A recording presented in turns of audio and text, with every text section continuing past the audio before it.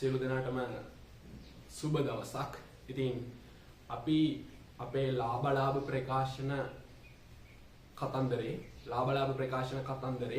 මේ වෙද්දී 2016 2017 කියන ගණිතමය ගැටලු ටික විසඳලා ඉවරයි. දැන් අද ගණන් හදන්න යන්නේ අපි 2018. හරි?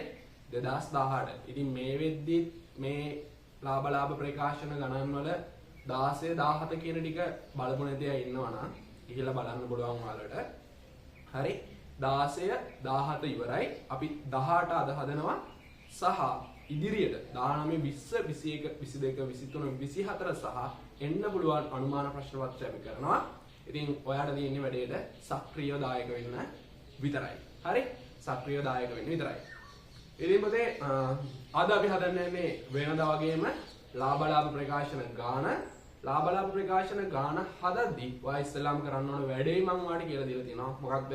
ගාන ඉස්සෙල්ලාම තේරුම් ගන්න මොකක්ද මේ ගාණෙන් කියන්නේ කියලා. හරි? මොකක්ද මේ ගාණෙන් කියන්නේ කියලා කොහොමද තේරුම් ගන්නෙ? ඔයා ගාන කියවන්න. හරි? ගාන කියවන්න. ගාන කියවුවා. ඊට පස්සේ ඔයාගෙන් බලාපොරොත්තු වෙන්නේ මොකක්ද? හරි? මේ ගාන තුලින් ඔයාගෙන් බලාපොරොත්තු වෙන්නේ මොකක්ද? මොකක්ද අහන උත්තරේ? හරි. තේනවා අවශ්‍ය වන්නේ කියන කොටසේ. අවශ්‍ය වන්නේ කියන කොටසේ ඔයාලට දීලා තියෙනවා. ඔයාගෙන් අහන්නේ 2017 12:31 දිනෙන් අවසන් වර්ෂය සඳහා ලාභ ප්‍රකාශනය. හරි? ඔයාගෙන් අහන්නේ 2017 12:31 දිනෙන් අවසන් වර්ෂය සඳහා ලාභ ප්‍රකාශනය. හරි? හරි. වැඩේ ගොඩ දාන්න කලින් පළවෙනි ස්ටෙප් එක. මොකක්ද? ආකෘතිය ගහගත්තා. ආකෘතිය ගහන්න ඉවර වෙලා අපි ලියන්න ඕන මොකක්ද හදන්නේ සහ කාගේද කවදටද කියලා. මතකයිනේ කතන්දරේ? කාගේද කවදටද මොකක්ද? කාගේද මේක? මේ ව්‍යාපාරය කවිඳුගේ ව්‍යාපාරය. හරි? ඔන්න කවිඳුගේ ව්‍යාපාරය.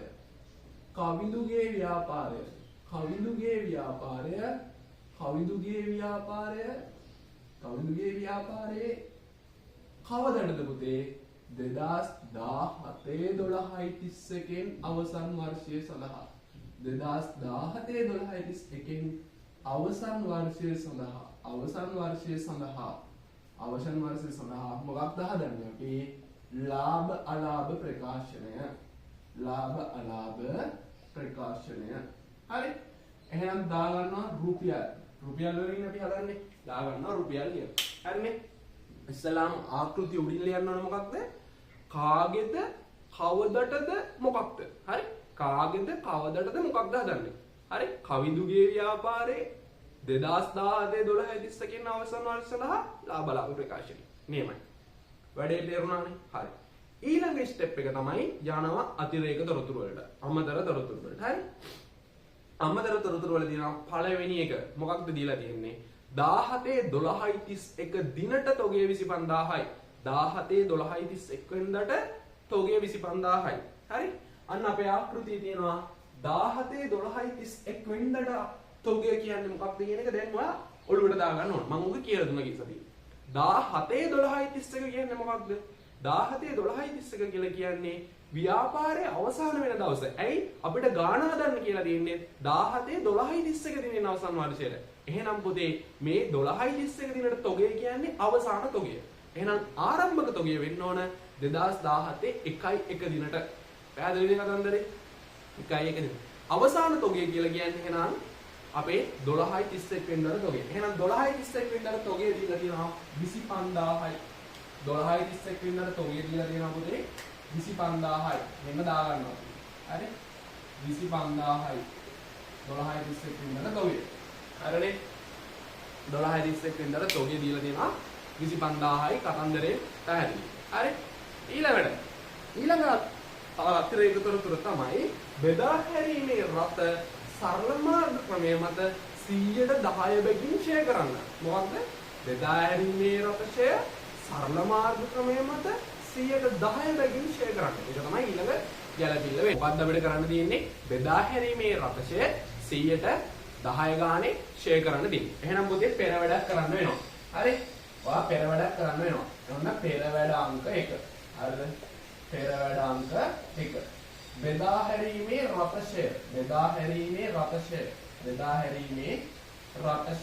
හරි කොහොමද හොයන්නේ පිරිවැය ගන්නවා හරි පිරිවැය ගන්නවා ඒක ගුණ කරනවා ෂෙයා ප්‍රතිශතය 110යි පිරිවැය දීලා තියෙනවා පොතේ ගානේ ලක්ෂ 4යි හරි පිරිවැය දීලා තියෙනවා ගානේ ලක්ෂ 4යි ලක්ෂ 4 ගුණ කරන්න 110යි 110යි බිංදු දෙක කැපුණා 4000යි 10යි ගුණ කරපුවම තා බිංදුවක් එනවා එහෙනම් එනවා වාර්ෂික ෂෙයා ප්‍රමාණය බෙදා හැරීමේ රත ෂෙයා වලට 40000යි බෙදා හැරීමේ රත ෂෙයා අපි භාවිතා කරන්නේ බෙදා හැරීමේ වියදම් කටයුතු සඳහා එහෙනම් බෙදා හැරීමේ රත ෂෙයා අපි බෙදා හැරීමේ වියදම් තුල බෙදා හැරීමේ රත ෂෙයා විදියට දානවා බෙදා හැරීමේ රත ෂෙයා ලෙස දානවා හරි රත ෂෙයා බෙදා හැරීමේ රත ෂෙයා කියලා දානවා බෙදා හැරීමේ වියදම් තුල 40000යි බෙදා හැරීමේ වියදම් තුල දානවා 40000යි පැහැදිලිනේ කතන්දරේ පැහැදිලි ඊළඟට අපිට තියෙන්නේ ණය ගැතියන්ගෙන් 1200ක් බොල් ණය ලෙස කපා හරින්න බොල් ණය කියන්නේ මොකක්ද කියලා දන්නවනේ බොල් ණය කියලා කියන්නේ ණය ගැතියන්ට අපි භාණ්ඩ ණයට විකුණුවාට පස්සේ එයාලගෙන් හම්බෙන්න තියෙන ණය ප්‍රමාණය නැවත නොලැබේයයි අපේක්ෂා කරනවා නම් අන්න ඒවට අපි කියනවා මොනවද බොල් ණය කියලා අපි භාණ්ඩ ණයට විකුණනවා ණය ගැතියන් අපිට ණයයි හැබැයි ඒ ණය නැවත නොලැබේයයි අපේක්ෂා කරනවා නම් හරි නැවත ඒ ණය නොලැබේයයි අපේක්ෂා කරනවා නම් අන්න ඒවා අපි බොල් ණය ලෙස සලකනවා බොල් ණය කියන්නේ බෙදා හැරීමේ වියදමක් එහෙනම් බොල් ණය 1200ක් කපා හරින්න කියනවා හරි 1200ක් උදේ බොල් ණය කපා හරින්න කියනවා අපි ඊට ඉස්සෙල්ලා බලන්න ඕන මේ ශේෂ පිරික්සුමේ නැවත අපි ඊට කලින් කපා හැරන ලද බොල් ණයක් තියනවාද කියලා. හරි. මීට කලින් කපා හැරන ලද බොල් ණයක් තියනවාද කියලා අපි නැවත බලන්න ඕනේ ශේෂ පිරික්සුමට ගිහිල්ලා. ශේෂ පිරික්සුම බලද්දී ඔයාලට වෙනවා බොල් ණය කියලා මේ වෙද්දි 800ක්. මේ වෙද්දි 800ක් කපලා දෙනවා. හැබැයි තව 1200ක් කපන්න කියනවා කියන්නේ සම්පූර්ණ බොල් ණය 800ක් කලින් කපපු ටිකයි දැන් ටිකයි 1200 එකතු කරපුවාම සම්පූර්ණ බොල් ණය වෙනවා පුතේ 2000. හරිනේ? එහෙනම් බෙදා හැරීමේ වියදම් තුල බොල් ණය 2000යි. බොල් ණය 2000යි. හරි? බොල් ණය 2000යි. ඔන්න දැන් අපි අතිරේක තොරතුරු ටික වැඩේ ගොඩ දාලා ඉවරයි. හරි? ඊට පස්සේ මොකද කරන්න ඕන? ශේෂ පිරික්සුමේ උඩටම යන්න. ශේෂ පිරික්සුමේ උඩටම යන්න. පළවෙනි එකේ නම් පල්ලෙහාට කියවගෙන එන ගමන් අවශ්‍ය කරුණු ටික ලාභ ප්‍රකාශනයට දාගෙන යන්නයි තියෙන්නේ. හරිනේ? උඩටම ගියා. පළවෙනි එක ඉඩම් හා ගොඩනැගිලි වත්කමක් අපිට ලාභ ප්‍රකාශනයට අදාළ වෙන්නේ නැහැ. ප්‍රාග්ධනය හිමිකමක් අදාළ වෙන්නේ නැහැ. බෙදා හැරීමේ මෝටර රථ පිරිවැය ඒක අදාළ වෙන්නේ අපිට ෂෙයා ගණනය කිරීම සඳහා පමණයි. අපි ෂෙයා ගණනය කළා. බෙදා හැරීමේ මෝටර රථ ෂෙයා වෙන් කිරීම මූලදත්ත ප්‍රකාශනයට යන්නේ ආරම්භක තොග යන්න දීලා තියෙනවා 25000යි. අපිට ඕනේ වෙනවා විකුණුම් පිරිවැය හොයන්න. ආරම්භක තොගය 25000යි. ආරම්භක තොගය 25000 අපිට ඕනේ වෙනවා විකුණුම් පිරිවැය හොයන්න. හරි? විකුණුම් පිරිවැය හොයන්න.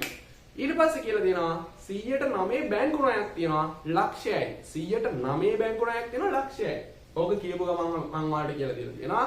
කතන්දරේ පෙර වැඩක් කිරීම අත්‍යවශ්‍යයි. පෙර වැඩක් කිරීම අත්‍යවශ්‍යයි. එහෙනම් පුතේ පෙර වැඩ අංක 2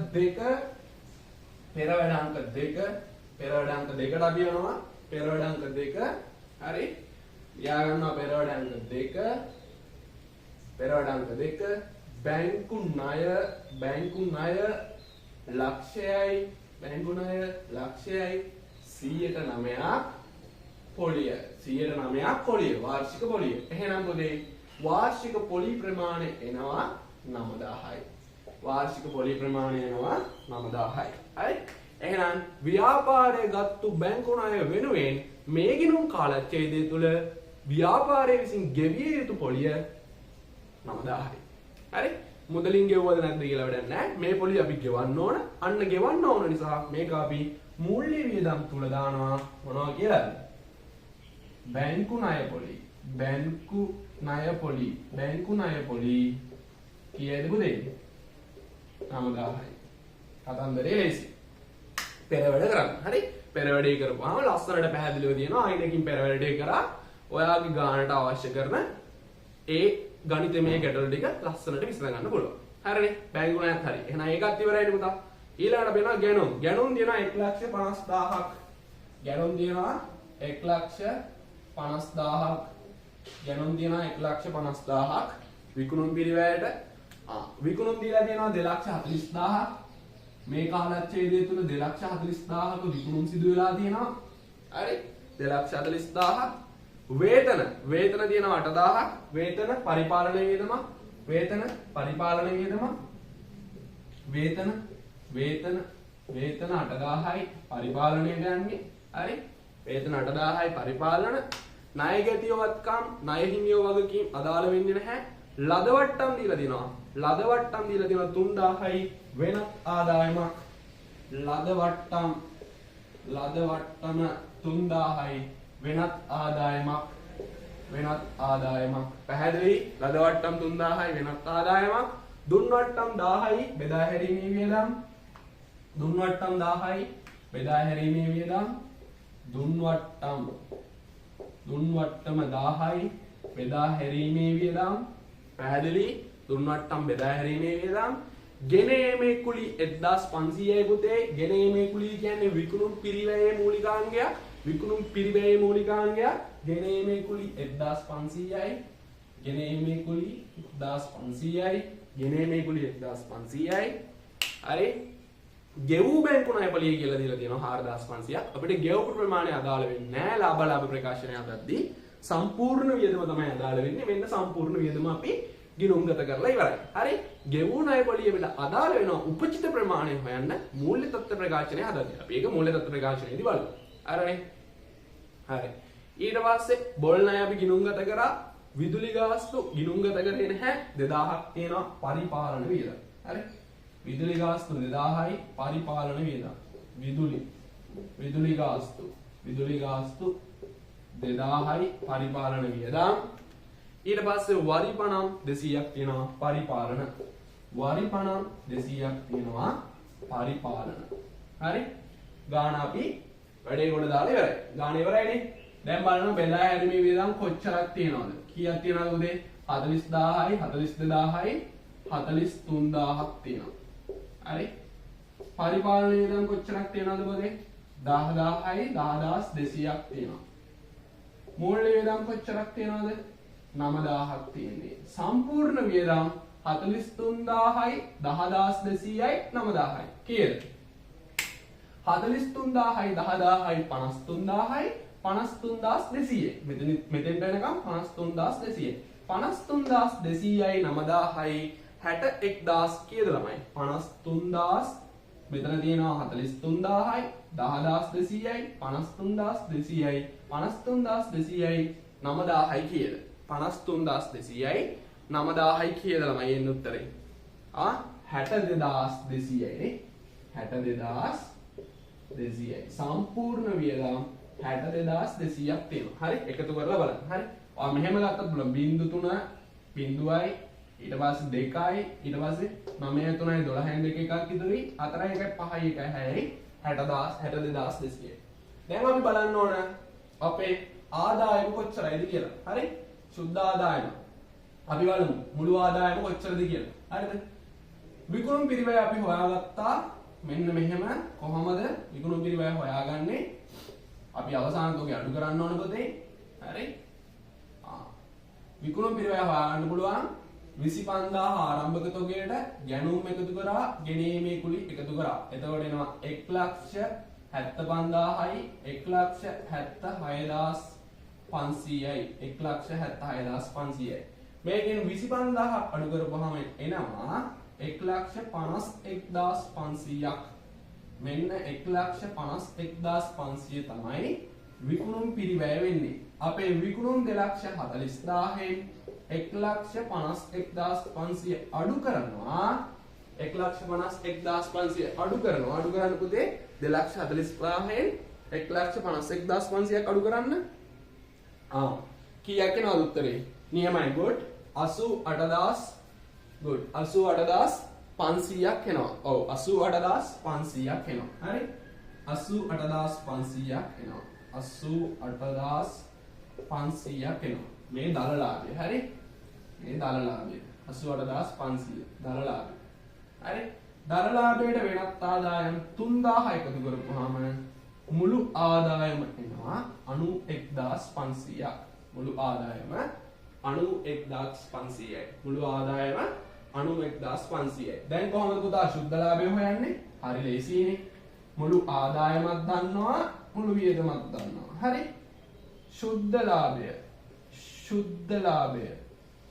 ලාභය සමානයි පුතේ මුළු ආදායම 91500න් අපි හොයාගත්තු මුළු වියදම් 62200 අඩු කරන්න.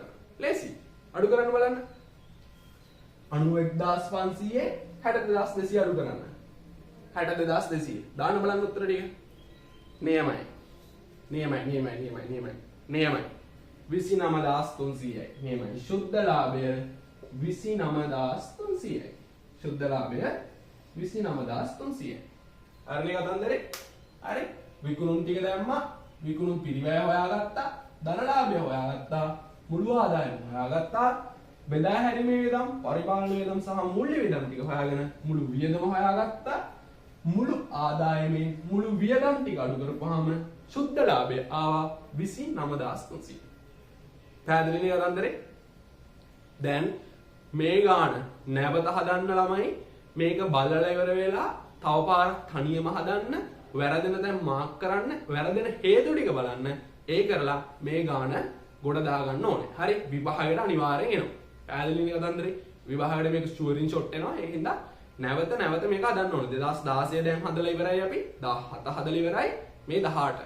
හරි. මේ 18ත් ඉවරයි දැන් කතන්දරේ. අපි ඊට පස්සේ 19 20 21 22 23 ඒ විදියට පොලිමට යනවා. එතකන් ඔයා මොකද කරන්න ඕන? මේ ගණන් ටික හදලා මොකක්ද මේ වෙන්නේ කියලා අවබෝධ කරගන්න ඕන. මේ පැටර්න් එක අල්ල ගන්න ඕන. පැහැදිලිනේ කතන්දරේ? පැහැදිලි. හරි. ඔව්.